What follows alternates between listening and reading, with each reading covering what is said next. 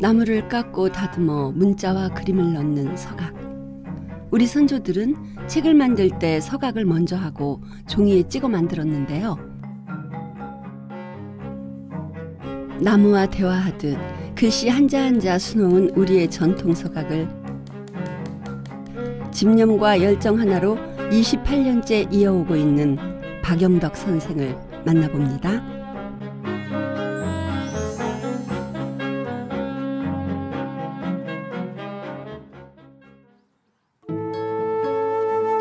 충청북도 보은군에 자리 잡은 운봉서각.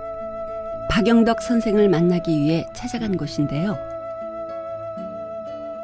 지난 1996년 문을 연 이곳은 박영덕 선생이 직접 운영하는 곳인데요. 작업장인 동시에 체험장으로 활용되고 있습니다.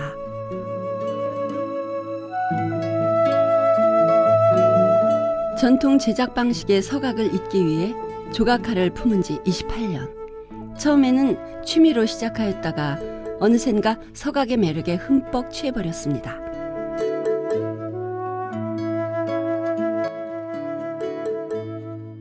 전통 각자, 지금은 이제 서각이라고 하죠. 옛날 명칭은 이제 각자인데 그걸 전문으로 하는 공방입니다. 이제 군대에서 그 후임이 했던 그걸 언뜻 생각이 나고 나무판에다가 연필로 스케치해서 글씨를 새기기 시작한 게 처음에 발단이 된 겁니다. 예, 처음에는 제가 이제 선생님 없이 그냥 했는데 한 1년 정도 하다 보니까 이제 아는 분이 이제 그 대전에 동천 송인자 선자 선생님을 소개를 해 주시더라고요.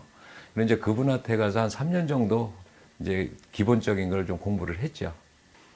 이제 공방을 96년도에 지원을 받아서 짓게 됐어요. 이제 그러고선 작업을 하는 과정에 그 금속활자장 독림 오국진 선생님께서 한번 들리셔가지고 와서 금속활자 이수를 한번 전수관에 한번 와라. 그래 이제 거기 가서 금속활자 주조법하고 이제 목판을 그때 처음으로 이제 접하기 시작했던 거죠. 아이들이 좋아하는 이런 간단한 문구를 넣어서 목판을 만든 겁니다. 그래 요거는 이제 옛날에 책을 이렇게 해서 만들어냈다는 그런 거를 설명하면서 그 아이들한테 좀 흥미를 좀 준 거죠.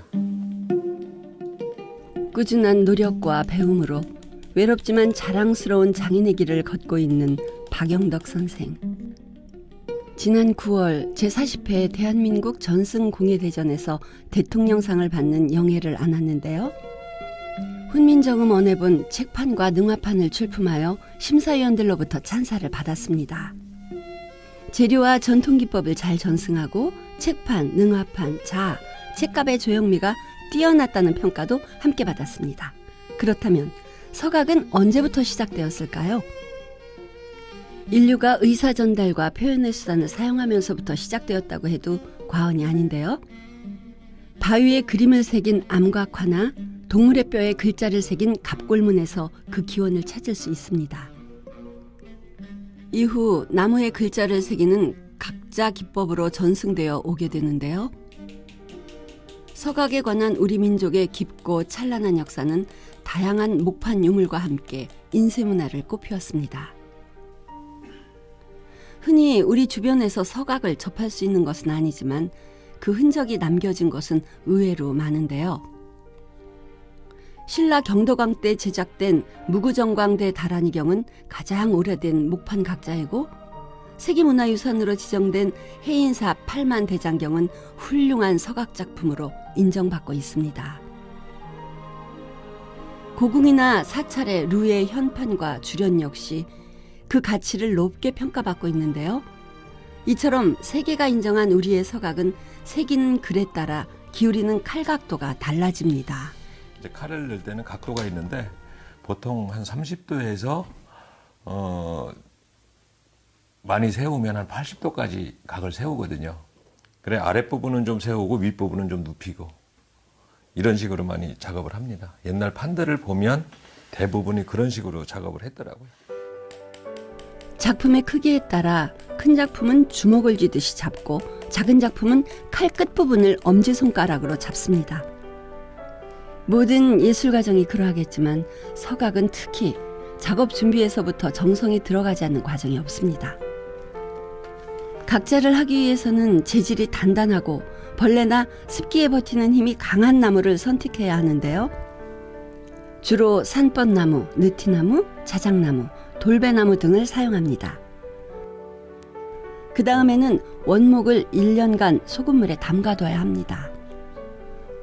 요게 이제 소금물이거든요. 소금물에다가 1년 정도를 침수를 시켜요. 그러면 침수를 시키다 보면 거기서 그 나무 진 있잖아요. 진을 빼주는 거거든요. 절여주는 거거든요.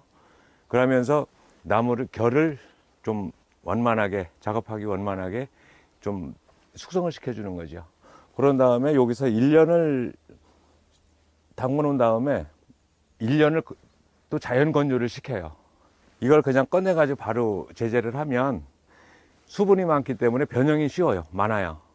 그래서 저렇게 1년을 또 숙성을 시켜요. 그런 다음에 이제 여기 제재를 해서 필요할 때마다 시간 날 때마다 이제 제재를 해가지고 저렇게 또 삶고 있습니다. 1년간 담가둔 원목을 노천에서 숙성시키기를 1년, 그리고 소금물에 삶고 건조시키기를 반복하면 서각에 딱 적합한 원목으로 변신합니다. 무심한 듯 나무를 삶고 건조시키는 것처럼 보이지만 이 과정을 제대로 거쳐야만 나무가 뒤틀리지 않아 표면을 다듬을 수 있습니다. 36시간에서 48시간 정도를 삶습니다. 그러면 이제 그 수분이 물이 다 이제 그 증기로 발산을 하면서 이 나무가 그 물에 푹 젖었던 게 증기에 의해 가지고 다시 건조가 어느 정도 되는 거예요. 햇볕이 잘 들지 않은 곳에서 겹겹이 쌓아 건조를 시키는데요. 충분히 건조시키는 것이 중요합니다. 여기 있는 나무들은 이제 여기서 삶은 나무를 자연 건조를 시키는 건조장이거든요. 그래 이렇게 해서 한 2년 이상을 건조를 시켜야 이제 목판이나 책판을 만들 수 있는 재료가 되는 거예요. 그래 이제 수분이 너무 많으면 판을 만들어 놨을 때 이게 변형이 오거든요. 뒤틀리거나 갈라지거나 이런 부분이 있기 때문에. 그 다음에는 제재를 합니다. 제재를 하기 전에는 나무를 선택해야 하는데요. 서고의 내용이나 표현하고자 하는 서각 기법에 따라 적합한 나무가 다르기 때문입니다. 나무를 선택한 후 제재가 시작되는데 서각용 두께는 1치 3푼 정도로 약 4cm 정도의 두께입니다. 다음은 대피질을 할 차례인데요. 목재의 결 방향을 고려하여 손대패를 할지 전기대패를 할지 결정합니다. 대패질이 끝나면 사포질을 하는데요. 이때 거친 사포를 먼저 한 후 고운 사포로 마무리합니다. 그 다음은 서고를 준비하는데요. 서고는 서각할 내용이 되는 글이나 그림을 말합니다. 서고가 준비되었다면 목판의 크기에 맞게 서고를 오리는데요. 글자에서 1cm 정도 여유를 두고 오립니다. 전통 서각에서는 유명 인물의 명문장이나 그림을 주로 사용합니다. 목판 위에 서고를 바르게 올려놓고 반을 접습니다. 그리고 목판에 풀칠을 고르게 펴바른 다음에 서고를 붙입니다. 옛날부터 이 찹쌀풀을 이용했거든요. 찹쌀풀 대신 물풀을 사용하면 종이가 울기 때문입니다. 나무에 풀칠을 하고 그 위에 서고를 올려 붙여주는데요. 이 과정에서 기포가 생기지 않도록 조심스럽게 문질러야 합니다. 풀칠을 끝낸 목판은 자연 상태에서 일주일 정도 말려줍니다. 그 후 서고의 윗면을 손으로 비벼가며 종이의 겉면을 한 겹 벗겨내는데요. 그러면 글씨가 더 또렷하게 보입니다. 이때 목판에 붙인 서고와 원본을 비교해가는 작업이 필요한데요. 흐릿한 글자를 발견했다면 표시를 해두어야 각을 할 때 오타가 나지 않습니다.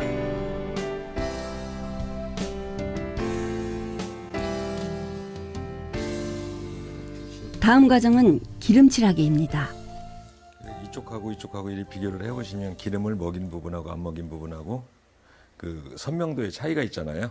그래 그 부분을 지금 저 선명해야만 글씨가 정확하게 새길 수가 있거든요. 각하기입니다. 색임질 망치로 칼등을 두드려 글자나 그림을 파내는 과정인데요. 오른손에 든 작은 망치로 왼손으로 잡은 끌머리를 툭툭 두드립니다. 같은 동양권이지만 일본은 한 면만 날이 있는 조각도를, 중국은 인각을 많이 표현하는 데 비해 우리나라는 양면 날을 사용합니다. 그래 양날을 이렇게 똑같이 양면을 갈아서 쓰는 건 우리나라밖에 없어요. 중국이나 일본이나 뭐 베트남이나 뭐 티벳 이쪽의 그 칼들은 전부 다 단면이에요. 한쪽 면만 갈아서 써요. 근데 우리나라는 이 양면을 똑같이 이렇게 갈아서 어느 쪽에서 각을 해도 한 자리에서 글씨는 쭉 새겨 나갈 수가 있는 거거든요. 우리나라만 칼을 잡고 망치로 뒤에서 칼등을 두드리는 타각기법을 씁니다. 그래 새길 때 그래 칼을 정확하게 다 넣어놔야 글씨 획이 안 떨어져 나가고 그대로. 오자가 나거나 틀리면 오랜 기간 준비한 목판을 버려야 하기 때문입니다. 이제 다음 작업은 요거를 이제 수건으로 요 붙인 판화분 붙였던 종이하고 요 검은 성분을 다 닦아내는 부분이에요. 물기가 촉촉한 수건을 준비하여 15분 정도 덮어두는데 손으로 톡톡 쳐주는 게 좋습니다. 이 한지라 금방 이게 이제 붉거든요. 쉽게 빠르게 떼고 싶다 하여 물을 너무 많이 뿌리면 안 됩니다. 나무가 그 수분을 흡수하여 휘어지거나 깨지는 변형을 가져올 수 있기 때문입니다. 그 다음에는 자를 활용하여 목판의 모서리부터 살살 긁어가며 표면에 남아있는 이물질을 떼어내는데요. 칠이 매끄럽게 잘 된 상태라면 분리도 쉽게 됩니다. 그리고 솔질을 해가며 글자 사이에 박힌 이물질 역시 말끔히 제거를 해줍니다. 그래서 이제 직각으로 안 새기고 이렇게 옆으로 사선을 주거든요. 이 칼이 지금 이렇게 직각으로 들어가는 게 아니고 사선으로 이 정도 해갖고 들어가요. 그러면 이 붓질을 하고 이 솔질을 할 때 완만하게 넘어가거든요. 그러니까 마모는 최선으로 줄일 수 있는 방법을 택했던 거죠. 서각의 각도는 글의 두께에 따라 달라집니다. 두꺼운 경우는 35에서 45도, 가는 경우는 10도 정도 각도를 주는데요. 실선에 가는 면은 각을 주지 않는 경우도 있습니다. 표현 기법과 느낌을 최대한 살려줘야 하기 때문입니다. 우리나라에서 주로 쓰는 이제 서각할 때 쓰는 이제 각도고요. 그리고 이렇게 이제 평칼은 넓이별로 이제 크기별로 있거든요. 그거는 이제 바닥을 처리할 때 쓰는 도구고요. 그리고 이제 이런 약간 환도가 있어요. 둥근 칼을 이런 거는 그 양쪽에 광각 바깥쪽으로 좀 깨끗하게 처리할 때 요 칼을 많이 씁니다. 이 목판하는 데는 한 3가지 종류의 칼을 쓰게 되는 거죠. 망치는 이제 요게 이제 쇠망치인데 요거는 이제 각을 할 때 칼 넣을 때 칼등을 두드리는 용도로 쓰고요. 이제 나무망치가 저쪽에 있는데 나무망치는 옆부분에 넓은 칼로 다 떠낼 때 그때 이제 두드리면서 나무망치를 쓰죠. 표면이 정리가 되면 색을 칠하는데요. 바닥 무늬가 고우면 연한 색으로 무늬를 살리고 그렇지 않거나 옹이가 있으면 진한 색으로 합니다. 서각이 잘 되었는지 확인해 보는 것도 결코 잊으면 안 되는 중요한 과정 중 하나입니다. 근데 금속 활자냐 나무 목판 목활자냐 이런 데 따라서 그 먹의 종류도 다르게 쓰거든요. 그래 금속 활자나 이런 거는 유연먹을 많이 쓰고 이 목판 쪽 나무 쪽은 송연먹을 씁니다. 이제 소나무를 태워서 거기서 발생하는 끓음음하고 악유하고 배합을 해서 굳히는 게 그게 송연먹이거든요. 이제 유연먹은 식물성 기름이나 이런 거를 태워서 나는 끓음을 모아서 만든 게 유연먹이고요. 초벌 인출을 해서 교정을 보기 위한 그 인출본을 만들기 위한 작업이에요. 이 바싹 마른 상태에서 먹을 바르게 되면 나무가 먹을 바로 빨아들여 가지고 인출이 잘 안 돼요. 그래 물을 뿌려서 이 목판이 먹물을 많이 안 빨아들이게 일단 수분 보충을 좀 해주는 거예요. 우리나라 요걸 이제 인체라고 하는데 그 일본이나 중국이나 우리나라나 요거 이제 밀어대는 일본에서는 이제 바렌이라고도 하고 그 중국에서는 마력이라고 하거든요. 근데 우리나라는 요게 사람 머리카락 인모입니다.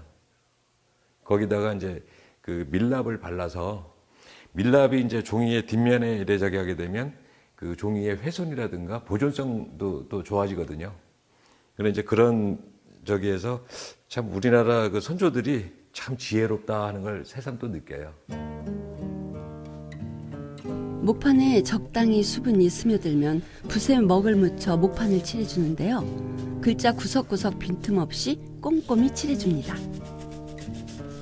시, 서, 화를 아우를 정도로 높은 예술적 가치를 지닌 서각. 원본 글씨의 필체나 느낌을 고스란히 나무에 새기기 위해서는 서각뿐 아니라 서예, 회화, 오칠, 조각 등 다양한 분야의 공부와 노력이 필요합니다. 먹칠을 한 목판 위에 화선지를 올리면 초본 인출 준비가 끝납니다.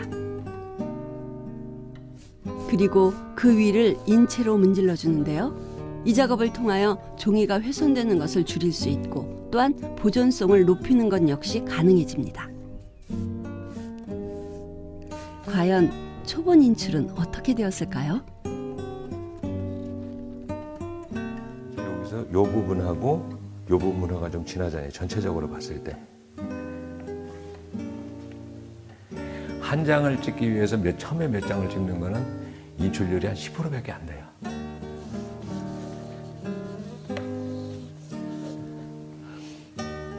뭐 책 찍을 때 이 정도면 그냥 인출률이 나온 거예요. 인출이.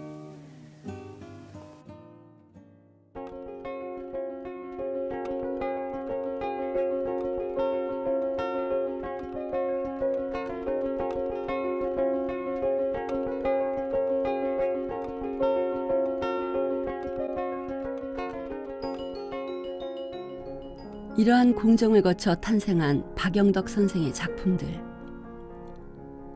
훈민정음 해례본 33판 등화판으로 문화재청장상 수상했으며 전국의 사찰과 박물관의 현판을 제작하여 민족혼을 빛내고 있습니다.